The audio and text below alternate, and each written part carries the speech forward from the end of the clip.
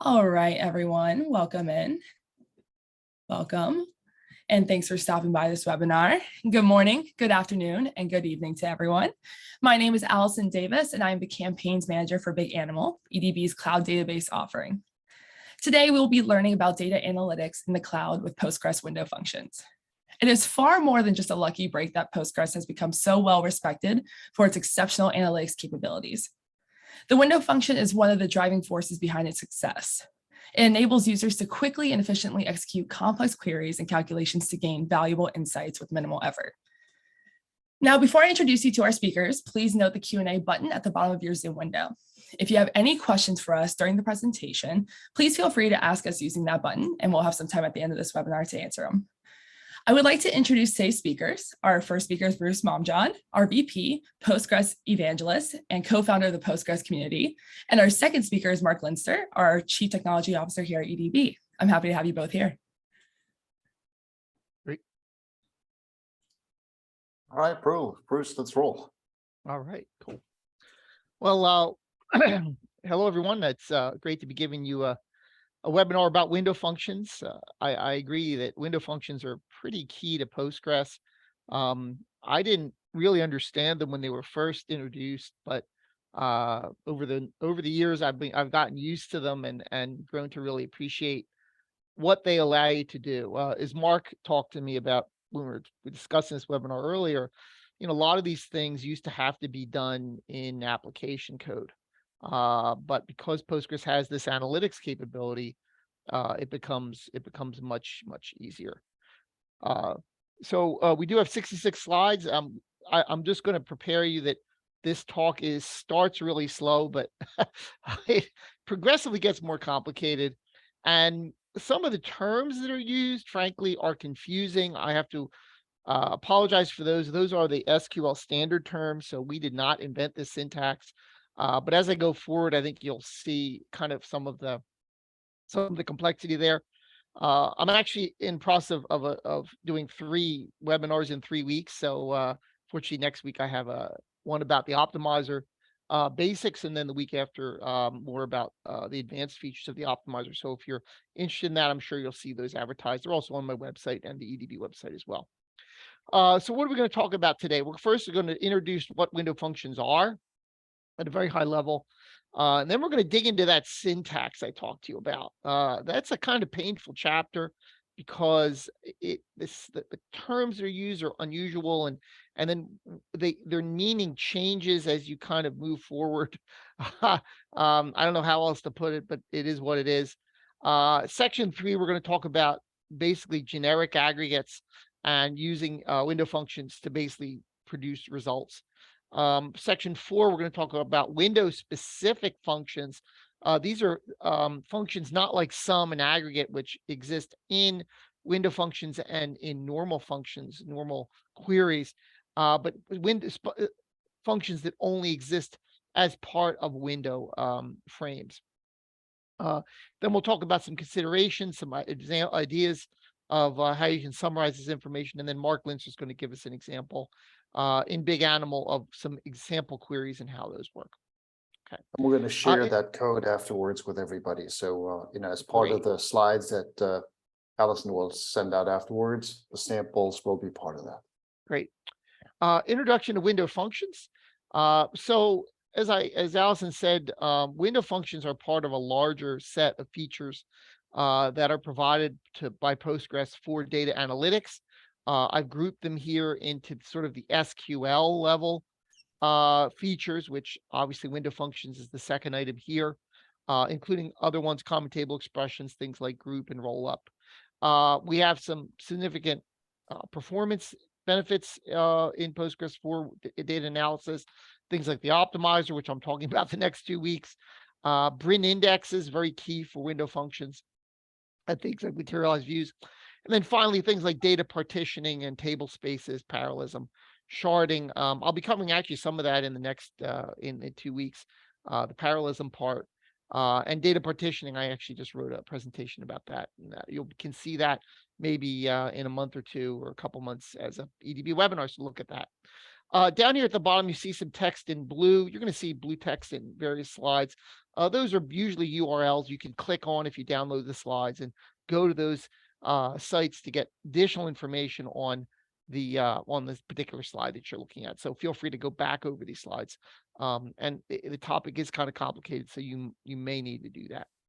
Awesome. Now, before we move on, I do want to ask two questions to our audience. I'm going to go ahead and launch some polls for you guys. But the first question is going to be, are you using Postgres for analytical or transactional purposes, or both? I went ahead and sent that question out. So go ahead and answer that for you guys. And I have a secondary question right after this that relates to this one. So I will give you guys like 30 seconds to answer, and then we'll move forward to the second question.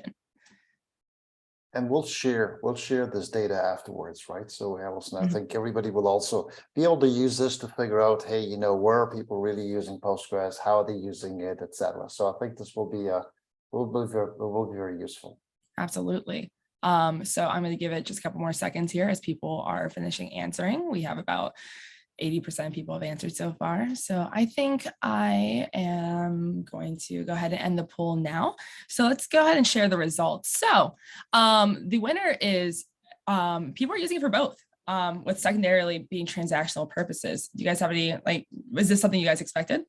I think, yeah, to a large degree, right? Because Postgres has obviously a very strong transactional background. That's where it came from. But I think more and more folks are now understanding with materialized views, with things like CTEs, with window functions, that there is great capabilities to query the transactional system live, right? So to do what others are calling, I don't know, hybrid analytical transactional processing, and there's all kinds of other terms for it, but it's basically, yeah, let's not stuff the things into a data warehouse that we load overnight, but let's see if we can query this at the same time and get our results much faster. So that's what I'm seeing here. Bruce, any opinions about that? Yeah, I mean, there was, I think, a sense early on that you needed a special data warehouse to do, something serious, right? But I'm sorry, but that's kind of changed. The idea that you're going to have a separate piece of software, frankly, to do something like GIS, and another piece of software separate to do full text search, and another one to do data analytics, and another one to do JSON. That over time, as those technologies mature, you see them moving into relational systems where they fit, very cleanly now, particularly because of the extendability of Postgres. So I think that's a general trend we've seen, not just for data analytics, but of all the technologies I mentioned, the concept that non-relational data and data that has special needs has a place in relational systems versus sitting outside somewhere. Thank you guys for your feedback. And to kind of feed off of that, we have one more question for everyone, and it's a little bit more related to what you just said. So I'm gonna go ahead and launch this poll, but it's, if you're using Postgres for analytical purposes, do you build a separate data warehouse or do you run queries out of your live system? And I went and sent that poll out to everyone, so feel free to answer. I'll give you guys like 30 seconds to answer as well. But I'm excited to see the results of this. Yeah, and while we wait for that, I mean, the things what Bruce said before, right? I mean that tables and relations and JSON and text is all running in the same transactional context, the same backup, the same query language, basically the same skill set, the same engine is really important. I think it's one of the key reasons why so many people start congregating towards Postgres, because you don't need lots of different tools if you have one tool that is cleanly extensible.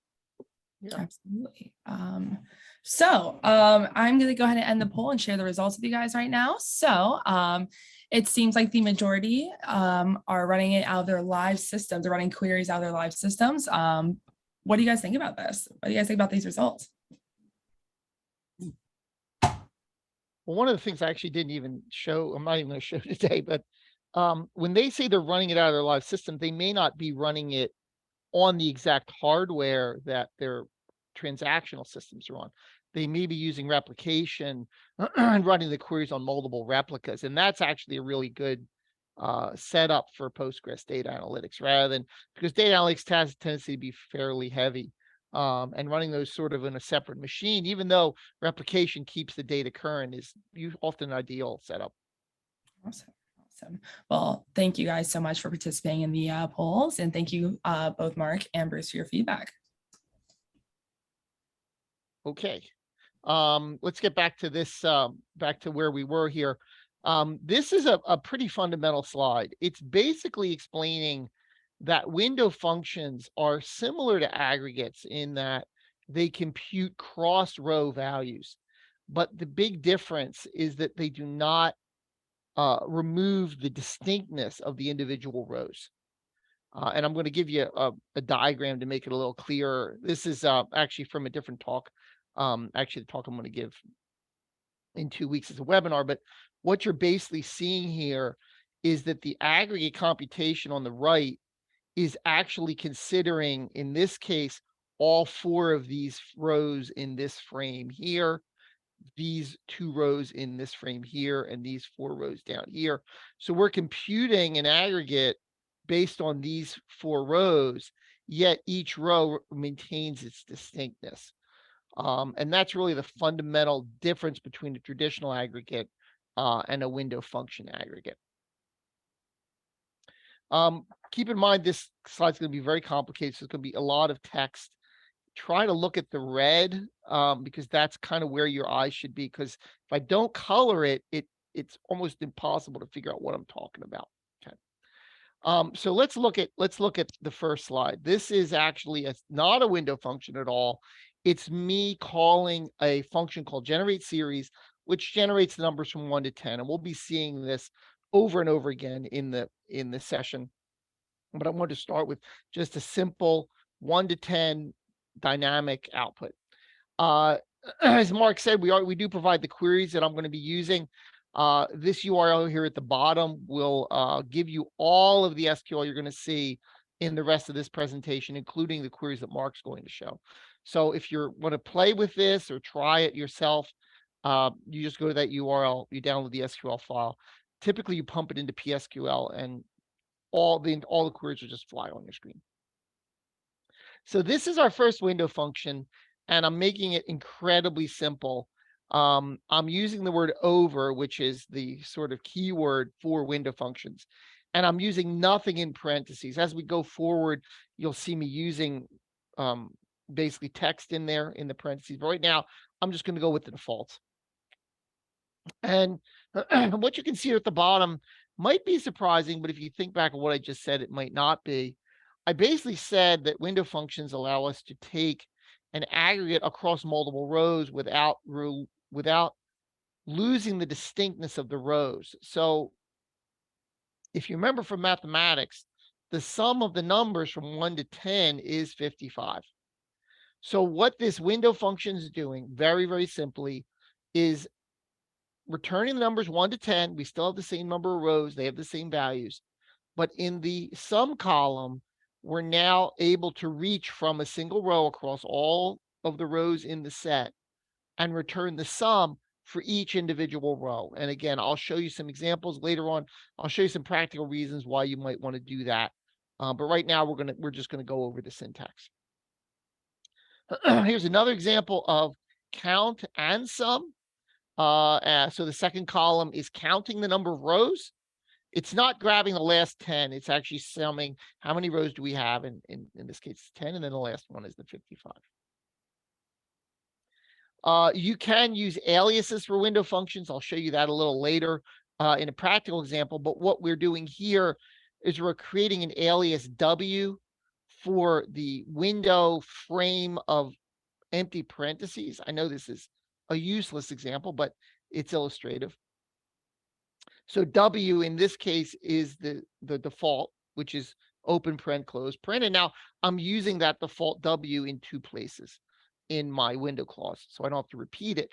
Now, of course, if I had a very complex frame, I could use the W multiple places. It would make things a lot simpler. That frame, that parenthesis, those defaults, is literally this text of 7 words. And I hesitate for you to understand those words right now. There is some meaning to those words, which is not obvious sometimes. And I'm going to go into that in detail very shortly. But literally, the default for open paren, close paren is range between unbounded preceding and current row. And again, I'll explain what that means. So let's take a look at the syntax. This is syntax diagram, simplified from the select manual page. In this case, the syntax starts with the word window. We've seen before that the word over also can be used, but I'm using the window version right here. And then you would say optionally partition by. I'll talk about that. Optionally order by. I'll talk about that. There are 3 specifications of how you interpret your data. One is by range, one is by rows, and one is by groups. And then there is a frame clause, again, optional. Frame start to end, or frame exclusion. And I'll explain what that does later. Actually, frame exclusion, I'm really only going to cover it in this slide. It basically allows you to exclude the current row or exclude ties and so forth in your frame. It's useful if you have a need for it.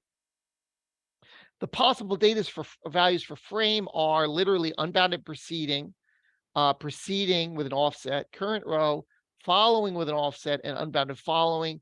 Again, I'll explain what that means.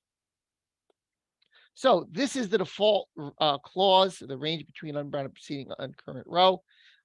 We have not used a partition by, we have not used an order by, and we've used the range clause, not the rows clause, not the groups clause. And again, current row, in this case, because we're in range mode, defaults to something representing all rows. And that is the first sort of warning sign of confusion that I've always felt with window functions.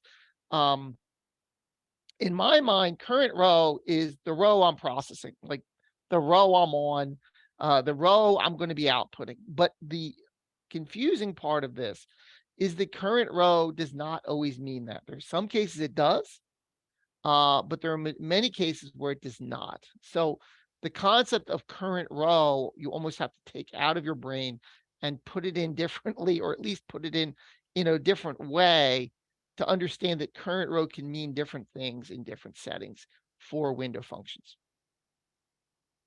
Again, here's the summary. Current row can mean the literal current row. It can mean the first or last row of the same order by, but there's something called peers, which I'll talk about, or it can be the first and last row of a partition, which again, I'll talk about. Current row, I'm sorry. So to expand it out, literal current row means current row only we're in a mode called rows mode. I know that's confusing. We'll get there in a minute. But there's 3 modes. Remember, when you're in rows mode, current row means what you think it should mean.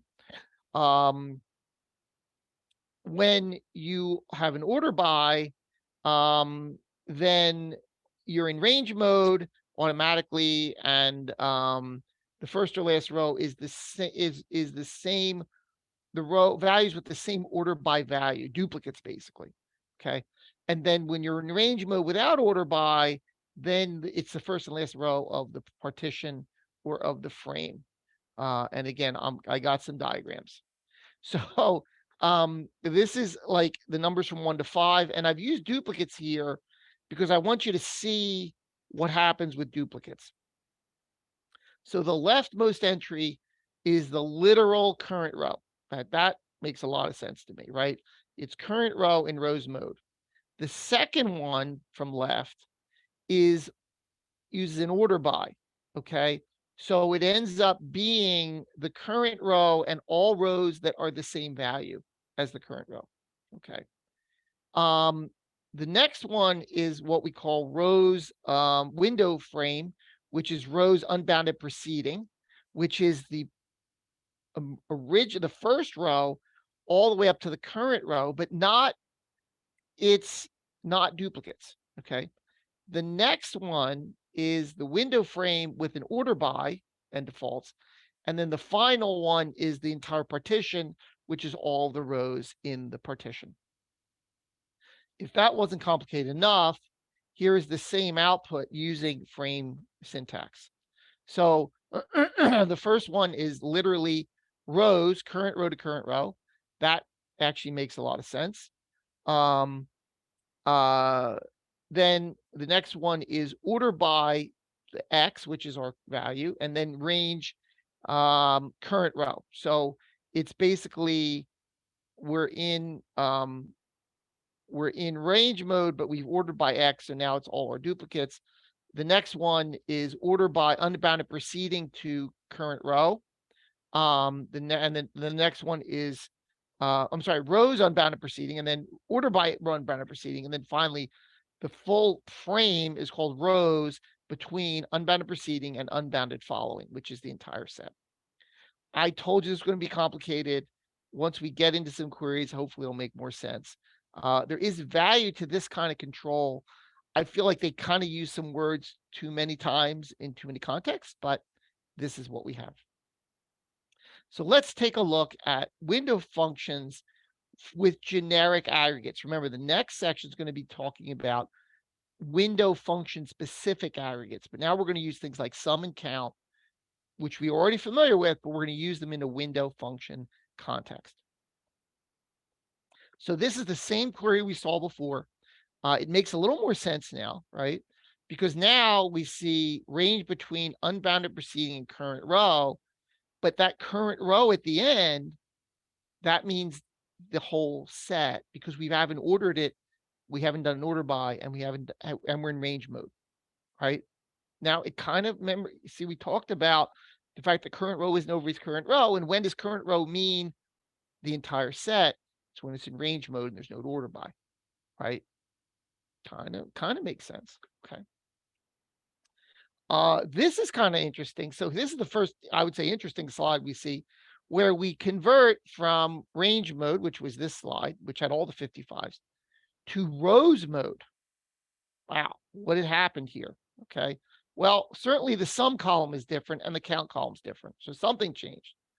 But what changed? Well, it's really the fact that we've gone from range modes to rows mode. Now, keep in mind, we haven't changed the rest of the clause.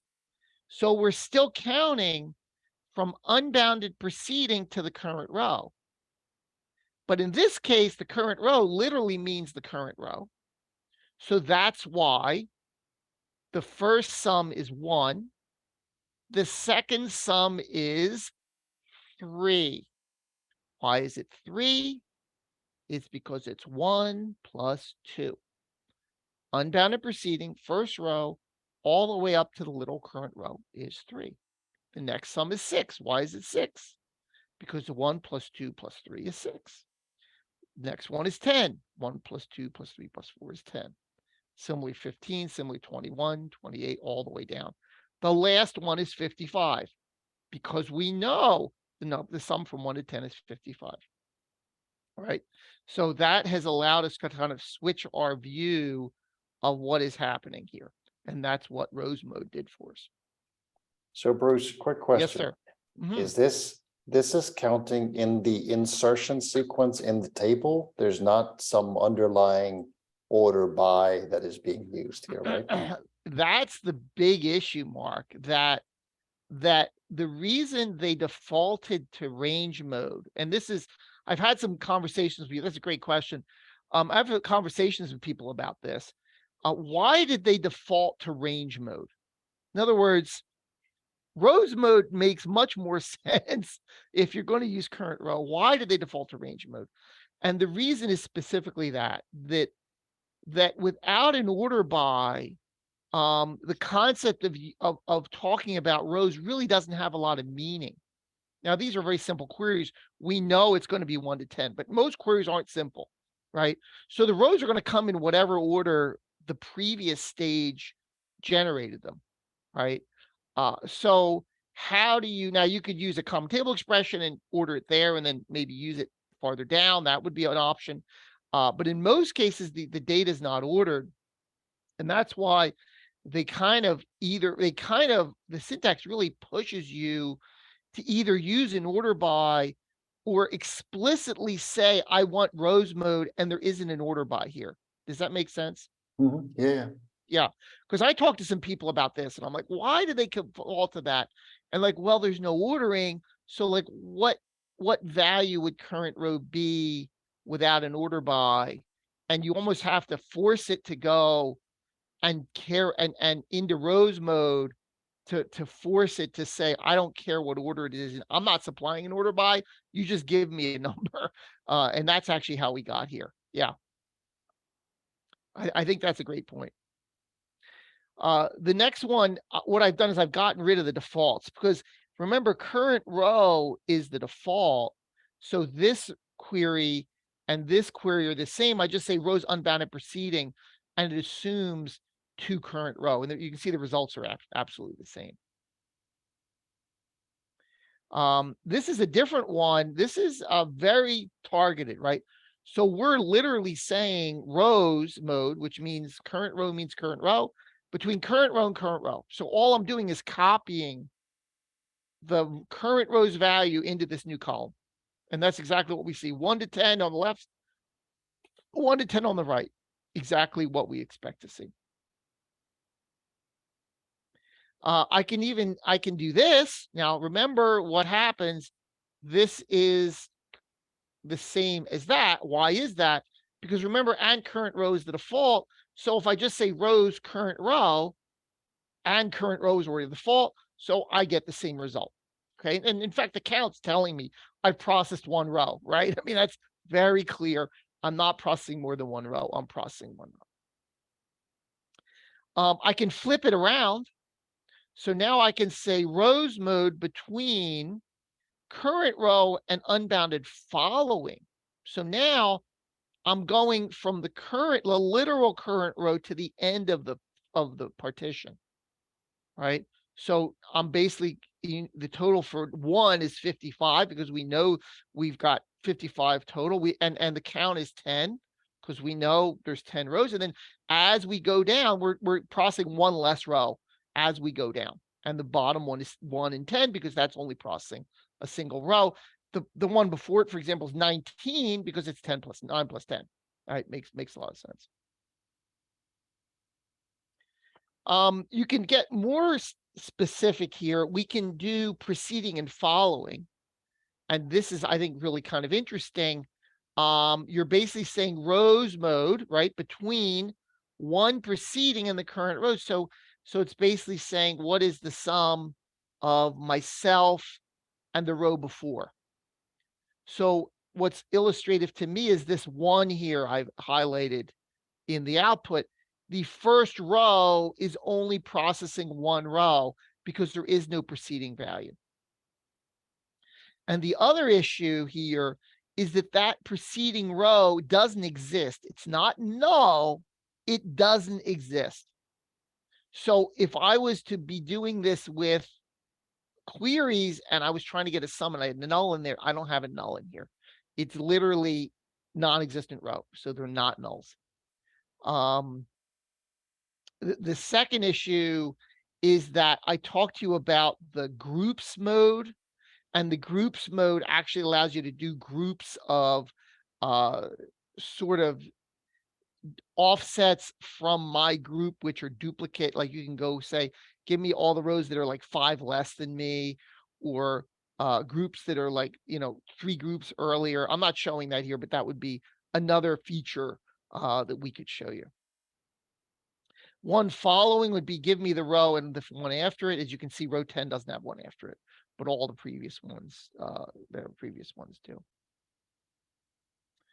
3 preceding, so I can go 3 backward, and you can see it takes until row 4 until we literally have 3 rows before us. Makes sense? And the total matches that, is exactly what we'd expect. This is our first use of order by, right? Now, I'll admit this is not exciting use of order by because we don't have any duplicates, and I'm going to show you some duplicates in a minute. But what this has done is the order by has automatically changed. What's the interesting part here is that we're still in range mode. I know that's kind of confusing, but if you think back to the syntax, we're still in range mode. But what has changed, and I have some text way back in the beginning. and I have text right here at the bottom. Basically it says the current row peers are all rows with equal values for order by columns, or all partition rows if order by is not specified. Up until this point, when we've been in range mode, current row has meant every row because we didn't do an order by. Mark, this is exactly what you were highlighting. Because we didn't do an order by, it thought all the rows were equal, literally, and it just processed them that way. As soon as we add an order by, we're still in range mode, but as soon as we add an order by, in this particular case, current row now means current row. But what's going to be different about this is when I show you a case with duplicates, current row is actually going to mean current row and all the duplicate values. Right? I remember I told you I was going to be kind of piling things on top of the terms, and that's exactly what we're doing. I apologize for this. I would love to find a much simpler way of doing it. This is the only way I've done it, and I've talked to people about making it simpler, and I have not received a better idea. This is the same query, but all I'm doing is I'm spelling out the defaults, right? Range between unbounded preceding current row. That is literally what an order by without anything else means, and we get the same results. This is the different result. Now I'm saying order by in range mode current row. No, that's current row to current row. Remember, because we don't have any duplicates, the current row is literally the current row. So effectively, it's exactly the same as what we saw before in range mode, in row mode. The difference would be if we have duplicates, and I'll show you that very soon. So let's create some duplicates. I'm just going to, instead of creating 1 to 10, I'm creating 1 to 5, and each row has a duplicate. Okay. And we're going to rerun some of these queries. So this is the default we used way back at the beginning. Seems like a long time ago, but the default where we basically had paren, open paren, close paren, right? And as you can see in the count, we're operating on all 10 rows, which is what we expect. The only difference now is the sum, because the sum of the numbers from 1 to 10 is 55. The sum of the numbers from 1 to 5 twice is 30. It's not 55. So that 30 number means we've added all the rows together. What happens when I create an order by? This is very different. And I've changed the colors so you can highlight the differences. Remember I said that when you do an order, without an order by, current row means the whole partition in range mode. We're still in range mode, but because I've added an order by, current row now means the current row and all of the columns in the aggregate, all the rows in the aggregate whose columns have duplicate values. Okay.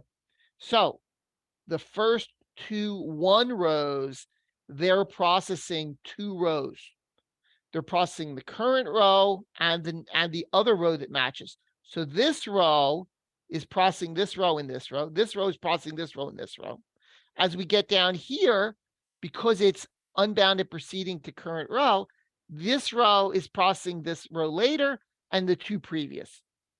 And this row is processing all 3 previous as well as this row. And then so we're getting sort of a clunking, a grouping going down here. You can see that all the duplicate values have the same number because current row in this case means the current row literally and all of the duplicate order by values. Now, this is the query written out, which might make it clearer. So I'm writing it out because sometimes people don't write it out. They kind of, they sort of say, oh, well, there's only an order by there. I should get a different result. Consider what those defaults are. It is range unbounded proceeding to current row, and that's why you're getting these results. So this is a cool slide. All I did was to go from range mode to rows mode. And the effect of that was to cause current row to mean literally the current row. So therefore, even though we have an order by, we are not considering duplicates of the column to be part of the current row. So therefore, this row processes 1, This row processes 2 rows with the one previous. This row processes 3 rows with the 2 previous, 4 rows with the previous, all the way down to 30. So this is, we've basically changed the meaning of current row, and even though there's an order by, we now get what we traditionally called current row as literally processed. If I do current row to current row, which is default here, and now remember I'm back in range mode, you can see that every row is processing 2 rows. Every row is processing its duplicate. Makes a lot of sense. If I switch to rows mode, right, then instead of processing 2 rows each, they literally just process themselves, because now current row to current row means literally the current row to current row, and we're processing 1 row. Partition, this is a new concept. You can actually partition your result set into partitions, and then within those partitions, you can create frames that operate. Now in this case, because the partition matches the order by, the result's pretty much the same. So instead of having an order by, we now have partitions, which are separate entities in this query, but the result's the same as the range query we had earlier. This gets a little more complicated. What I did here is I split my data up into partitions, partitions less than 3 and partitions greater than equal to 3. So you can kind of see the red here is the first partition, the blue is the second partition, and you can see that we're processing all 4 rows in the first partition, all 6 rows in the second partition. Why? Because we're in range mode. We're order by, we're unbounded proceeding to current row. Current row means all the rows, because we don't have an order by. We're in range mode, so you're getting 4 rows grouped together and 6 rows grouped together on the second one. If we add an order by, we now are getting the grouping of order by, but again within the frames. So now you can see the first 2 rows process 2, the second 2 rows process 4. Starting at blue, the first 2 rows process 2 and 4 and 6. So you can't cross partitions with the group by, with the window functions. And again, I'm spelling this out with the defaults. If I bump into rows mode, we get exactly what we'd expect. Rows mode means current row, literally means current row. So the first set is processing 1 row, 2 rows, 3 rows, 4 rows successively, and the same 1 to 6 for the second. Okay, so we've talked about generic aggregates. Now we're going to talk about window-specific aggregate functions. Row number is a very popular one. It basically numbers the row within the partition.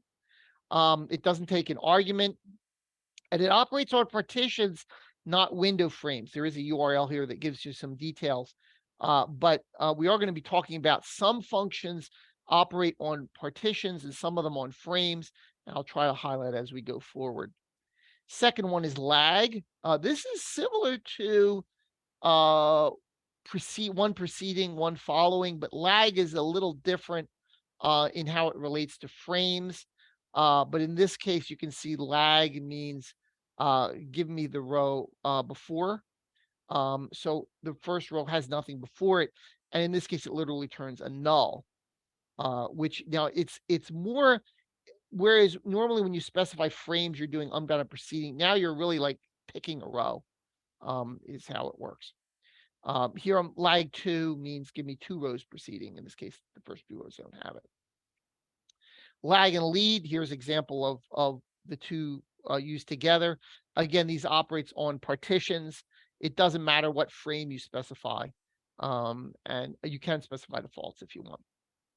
Last value and first value, these do operate on frames. So it's giving you the last value in the frame and the first value in the frame. As you can see, the first value column is always 1 because we're unbounded proceeding to current row. The last value, as the frame gets bigger, the last value gets higher.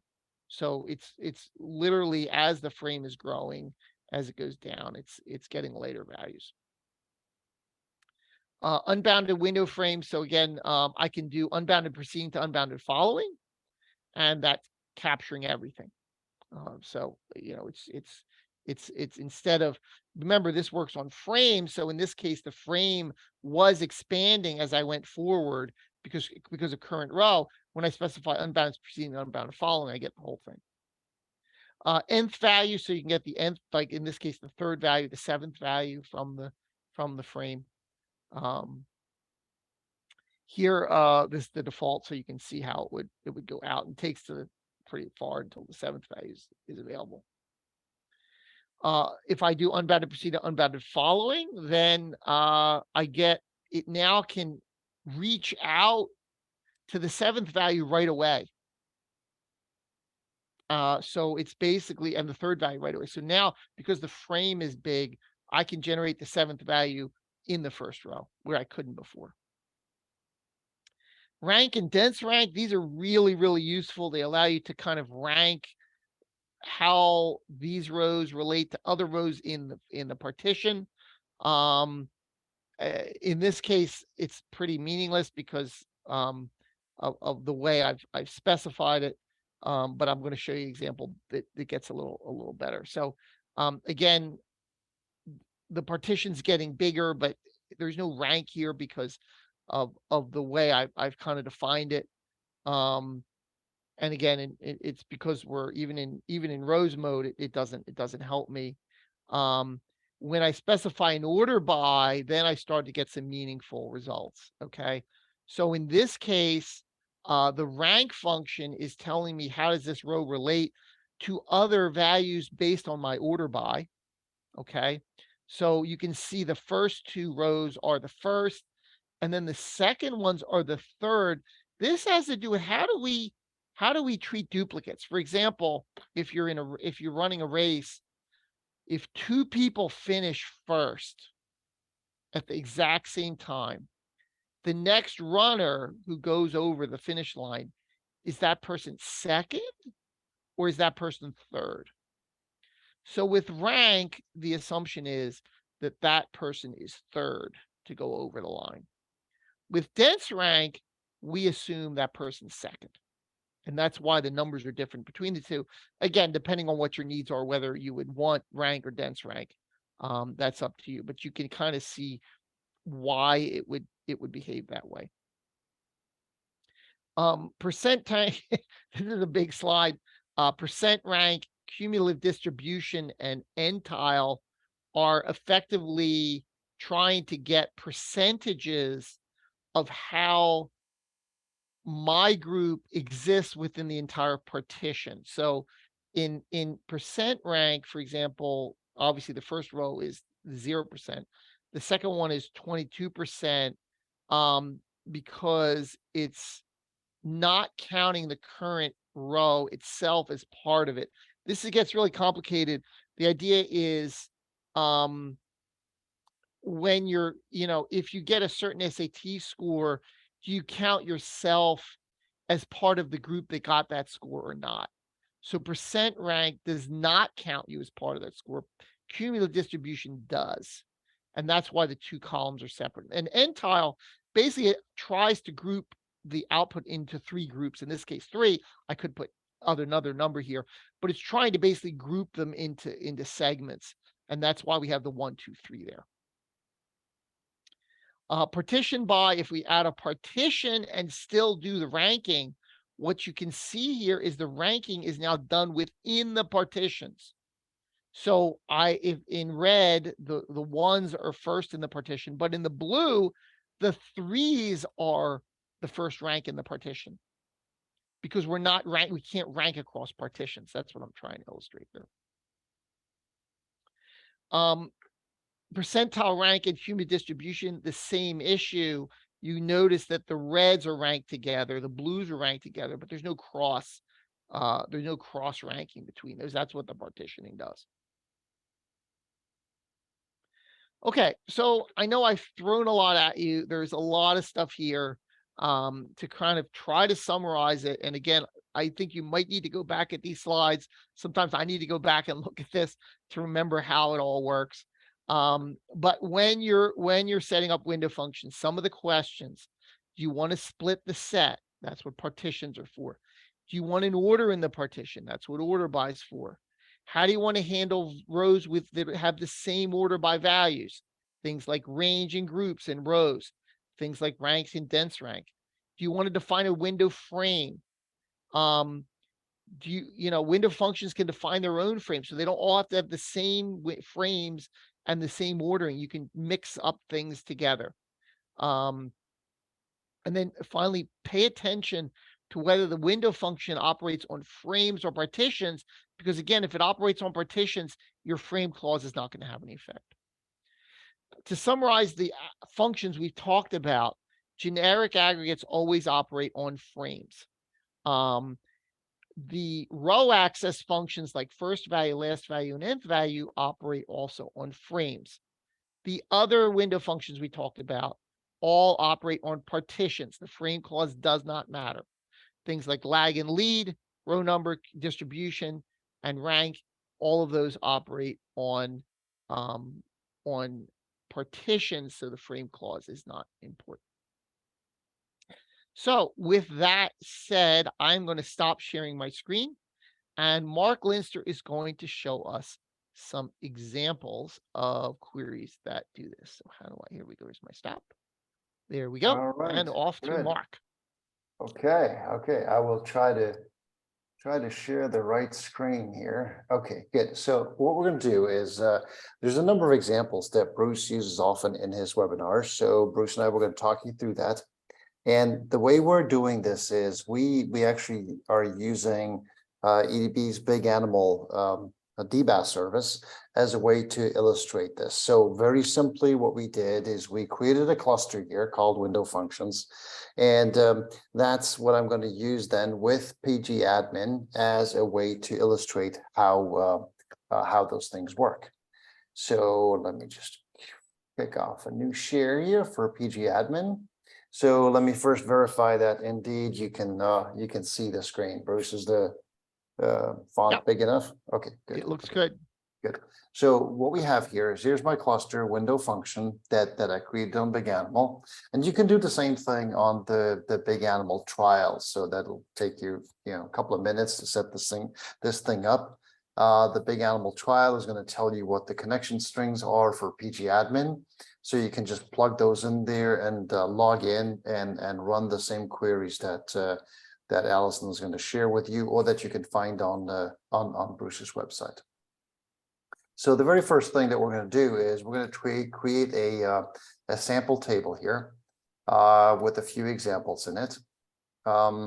So now I've created my table here. Let me just refresh this so you can see that indeed. Now we have a table with employees and columns and data elements, etc. We can then start digging into that table a little bit. Just showing here, hey, this is the examples in the table. So now I'm going to play demo Dolly here, and Bruce is going to walk us again through, the things that we're showing here in these simple samples, right? Sure. Marc, can you shrink down the left-hand side there? I think. Oh yeah, sure. Make it a little bigger. Yeah, make it a little bigger. Okay, does this work? Yep. So we're basically, we now have some real data instead of generate series, right?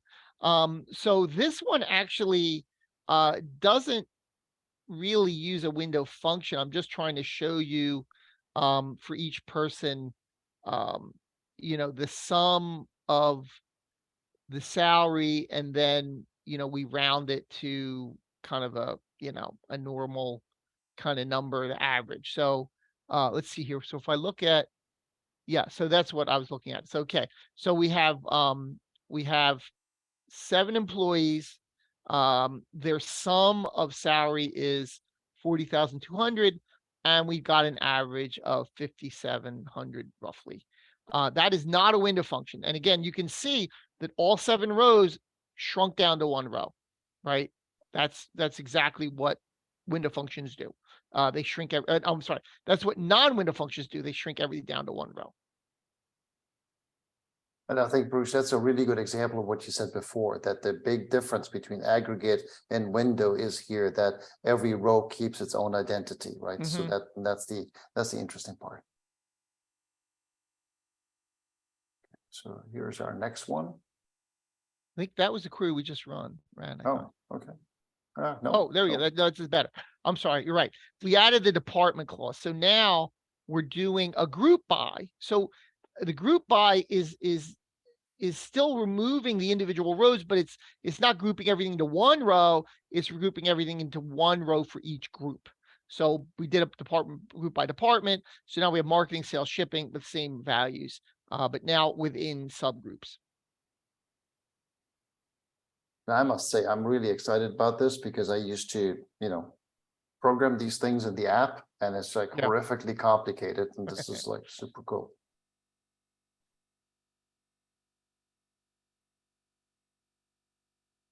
So this is, again, a little different, right? Yeah, so this is still not using window functions. Again, we're working with data analytics. We're going to get up there. So what the nice thing about this is it's taken the group by, okay, and it's given us our totals by department, but it's also giving us total for the entire set. So it's taking the two queries we just showed you and combining them into one result. And the reason we know that is that you can see there that the last row's department is null, and that indicates that that is the sum for the roll up, basically, for all of the rows.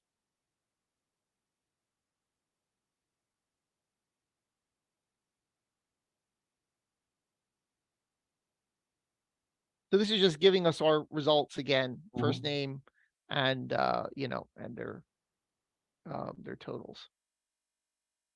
And now we're getting into the first window function, right? First window function, exactly. Now this window function is as useless as we expected it to be. Because remember, I showed you a bunch of cases where it's just the same value in all the columns. Like, what good is it? That's actually what's going on here, because we're using the default. Remember, Mark, we're using paren. It's range mode, unbounded proceeding to current row, but current row, there's no order by, so it's all the rows. So what we've done here is we've maintained the uniqueness of the individual rows, but we're now including an additional column on every row, which is the sum of those rows. Yeah, and if you tried to do this without window functions, it would again be horrifically difficult. You'd have to, right? you'd have to do a query, and then you'd have to get the total, and then in your application, you'd have to kind of combine them together, or maybe throw the value into a temp table and then select from the temp table with an outer join. So you get it, just right, just not good. But this is very simple. You described pretty much all the things that I've done in my prior life. So while you're doing this, I think there is like a really good time question right now to ask, because this is a very time-based question. But someone asked, are these specific to BigAnimal or community Postgres? Oh, these are standard Postgres stuff. Yeah. BigAnimal is the platform we're using just to illustrate it. So everyone likes live demos. I guess they hope we're going to collapse or something, or whatever. Live demo is more exciting. So I think it's great Mark set this up. Another great thing I think about some of the cloud deployments is you can scale them much easier, than you could. Remember, I talked about creating replicas to do data analytics. The idea that sometimes you need more data analytics than other times, right? So in the cloud, if you can kind of create these replicas as you need them and run your data analytics queries and then just shut it down when you're done, instead of having the hardware sit there or not having the hardware that you need. So I think that's a good use of the cloud to do this kind of ad hoc data analytics queries. So this is the first one where I think we actually have some useful, we're actually giving people useful information. What we're doing, and I went with this, I didn't even play with the frame clause. Technically, it's kind of ugly that I did that because I'm relying on range mode. I'm relying on current row, meaning but whatever, it works, and it's always going to work. So people, I'm sure, do this all the time. In a way, you would want to have this query that explicitly said unbounded proceeding to unbounded following, because you want all the rows, but we just know that using paren does that effectively. So what we're doing now in that last column on the right is we're representing the percentage of the entire organization that salary is part of. And we've now ordered it by salary. So now you can see the first person uses 17% and the last person uses 11%. And we have gradations all the way between.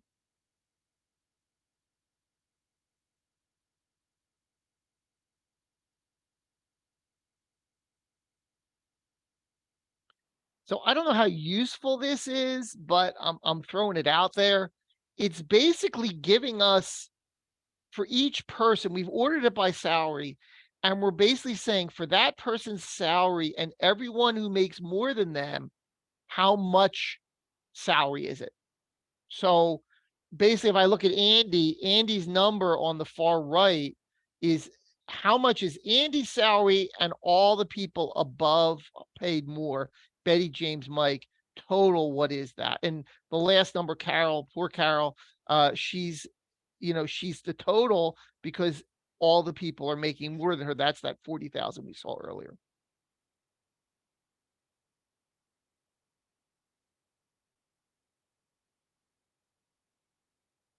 I think this one gets more interesting because it's now showing us the average salary. Now, again, this may not be very useful because it's showing it on every row. You might say, well, is that really useful to me? It might not be, but I think the next query will be. So I'm just showing you can get the average of all the rows on each individual row. This is where it gets interesting. Now I can see how much more or less that employee is paid compared to the average salary, which is what we computed earlier. You can see that Mike and James and Betty have a positive, and Andy, Sandy, Tracy, and Carol unfortunately have negatives against the average that we computed earlier. And I've left the average column in there in the middle there, just so you can see how I computed the result there.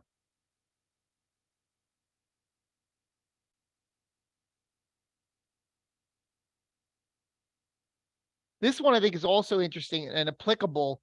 What we're now looking at is how much does that person make more than the next lower employee. Okay.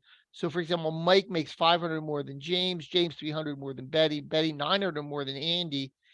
Andy has the same salary as Sandy. Okay. Sandy 600 more than Tracy, and Tracy is 200 more than Carol. And again, this is just, this is very simple. I haven't really specified a frame clause here. I'm just using an order by, and I'm getting that result.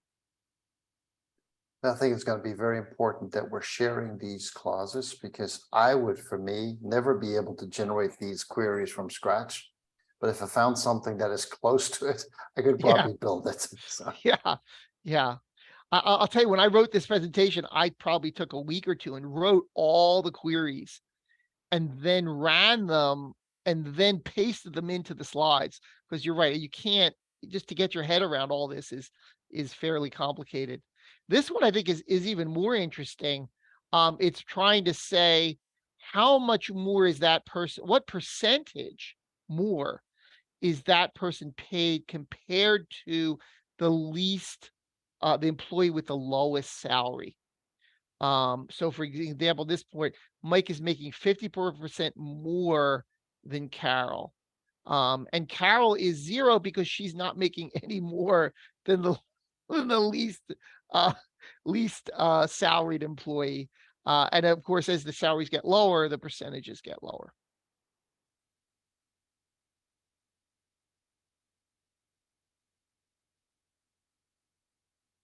This, I think, is a great example of ranking. You were ranking the employees by salary, right? I mean, again, kind of cool. And we even see the difference between rank and dense rank here, because the rank, remember that, what is it? It's Andy and Sandy make the same salary. Okay. You can see that it goes 1, 2, 3, 4, 4, 6. Because they're equal. And if you look at dense rank, it's 1, 2, 3, 4, 4, 5. But again, great example of ranking those by their salaries.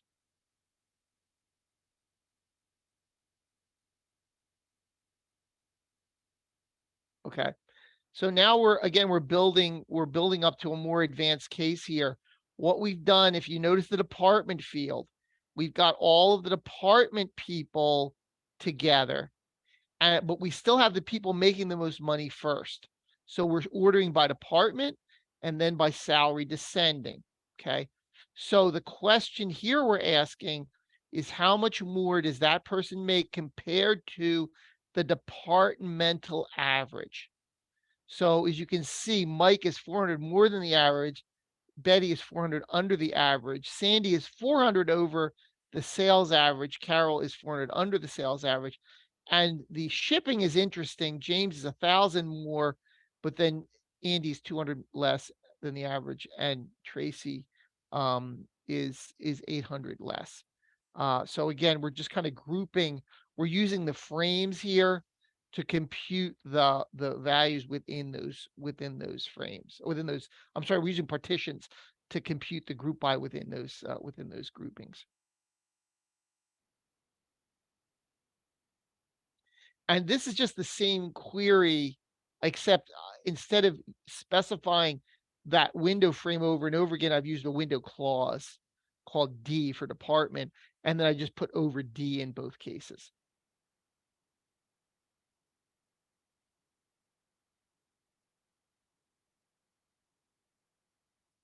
Now this is doing what we did earlier. Remember we said how much more does that employee make than the next employee?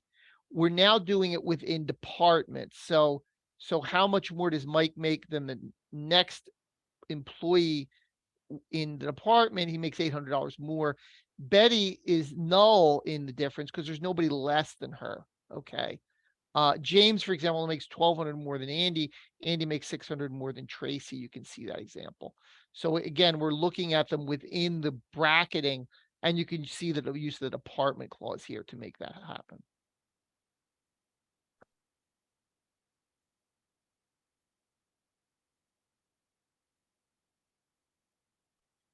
This one is a little on the complex side. What we're doing now is we are ranking employees within their department and then also within the company. So we have two different partition clauses. We have the first one, which is we have the one which is just paren, and then we have the one which is ordered by the salary over the whole company, and the other one is over the departments themselves. So what you can basically see is a good example of ranking at two different levels in the same query, different window clauses, different frames. Yeah, and I think that was our last Yep. our last example here. So I'm going to stop the share, and I think you have a slide with a couple of resources, but I think I mean, Alison, we ran over a little bit. Yeah, absolutely. So I understand some audience, but we still have a few minutes for questions. So absolutely. So yeah, well, I know we're at the top of the hour. We're still going to answer some questions, guys. And as we're answering these questions, feel free to ask some more. But in the meantime, I already have a good amount of questions for you guys. So I'll go ahead and get started. So the first question is, does this window functionality remove some use cases for queuing functionality in the stack like Kafka? I'm sorry, can you answer that question again? Yeah, I'll click the answer live button so you can see it. But does this window functionality remove some use cases for queuing functionality in the stack like Kafka? Yeah, go ahead, Bruce. Go ahead. I want you to answer it. Yeah, I would think so, right? Because now, I mean, what's interesting here for me is that the row mode really breaks some of the fundamental kind of relational foundations, right? Where the data in the sets is supposed to be unordered, but now you can kind of process them in a certain order. You can say something about the data that comes before or after, etc. So I think from that perspective, it's interesting. And I could imagine you could do some things now that otherwise were very difficult to do, and that might leverage a kind of sequence-oriented system like Kafka. But Bruce, what's your thought? Well, I have that microservices talk. I still haven't given it as a webinar, but that does explain use of tools like Kafka, which are really sort of generating differential sets. And it does talk about using a Kafka sort of architecture to create a data warehouse. So you're basically taking all the data and kind of feeding it from different data sources into a central repository. I don't know what analytics capabilities Kafka itself has. I thought Kafka was more for data routing. I assume you still need something like Postgres to actually analyze the data you collected. So Kafka, I think, is great for centralizing your data. And my microservices talk on my website does talk about having a data analysis server, which Kafka feeds into, but you still need something to analyze that data. And I think Postgres would still be an ideal solution for that. Yeah, I think the interesting part here is that, I mean, there's a lot of Kafka used to handle the kind of next type of thing, right? Sequences, etc. And here it's an interesting way to think about that, but I'd be very careful because, as we discussed before, the row ordering may be coincidental, storage based, whatever. So be careful, because a lot of the relational logic assumes that that the rows themselves are not ordered. So unless you have an explicit criteria, right? They're not ordered based on insertion sequence. All right. So I have another question for you guys, and it is, as far as I can understand, there's no difference between Windows functions in cloud and on-premise calculations. Am I correct? Yeah, if you have a Postgres managed service in the cloud that truly gives you all of Postgres and the latest version of Postgres, and yeah, everything that Bruce now described would be there, right? Bruce, there's no difference. No, there's no cloud specific here. In fact, all these queries, the entire presentations was developed on my local server here. So we're just illustrating the cloud as a demo platform. As as a way of sort of showing what can be done. Awesome. So first of all, we have somebody saying they agree with Marc that these Windows functions are huge time savers for programmers, but they were wondering if you can clarify what you mean by frame versus partition. Okay, sure. So yeah, maybe I wasn't super clear on that. So all of the verbiage that I used, unbounded proceeding, current row, range, rows mode, all that is defined in what's called a frame. There are certain window functions that work on frames and certain ones that don't. Our partition does not have the same, and frames can change as you're moving through your rows. Remember, I showed you how current row kind of changes as you're working through your row. When you define a partition, that partition is going to be the same for all the rows in that partition. So partitions don't change. They're basically a set of rows that are blocked off. Why the standards committee did it that way, I don't know the details. There is some academic reasons, I think, why they made that distinction. But the way I think of it is that the partition is your harder limit. Your partition is basically going to be, either the first row to the last row, or the first row to the group that I've defined within some criteria. In the example I used, I said greater than equal to 3 or less than 3. That was my partition. Or it can be, you can partition by a field. So all of the equal values are in this one partition, and then all the equal values of another value are in a separate partition. You can't cross partitions. Within the partitions, you then define frames, which can be moving as you move rows and so forth. And it is confusing. I normally, and again, the other problem is that some functions work on partitions, some work on frames, and you have to be careful of what functions you're using and how you define them, because you might, you get really weird results if you mix them up wrong. Awesome. And so when I think we have time for like one more question. So when I share the answer live, are you able to read it, you two?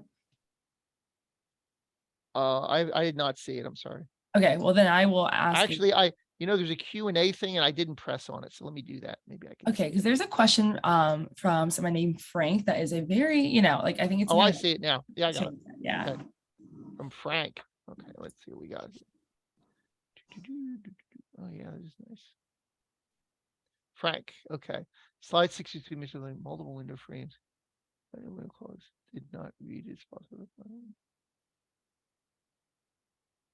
Oh, okay. So you're just looking for an example where multiple window frames can be defined in the Windows clause. I didn't show you an example of that. Yeah, it's basically is that what you said? You'd say window W1 as, and then you'd have a comma. I don't think you repeat the word window, and then you just say W2 and then whatever clause you want there. So I never showed a query that defined two window clauses, but that's certainly possible. The Postgres documentation has examples. Awesome. Awesome. And so I'm going to go ahead and end this Q&A session, but I did take notes of everyone who asked questions. We're going to get your answers to you guys directly. And yeah, so if we didn't get to your answer like here in this webinar, I will reach out to you personally with an answer because a lot of these questions are very great questions, but they require a lot more elaboration and we just do not have the time for that at this moment. But I want to say thank you to everyone who joined and thank you to Bruce and Marc for hosting this wonderful webinar together. And of course, if you guys have any questions about what you saw today, feel free to email me at allison.davis@enterprisedb.com or marketing@enterprisedb.com.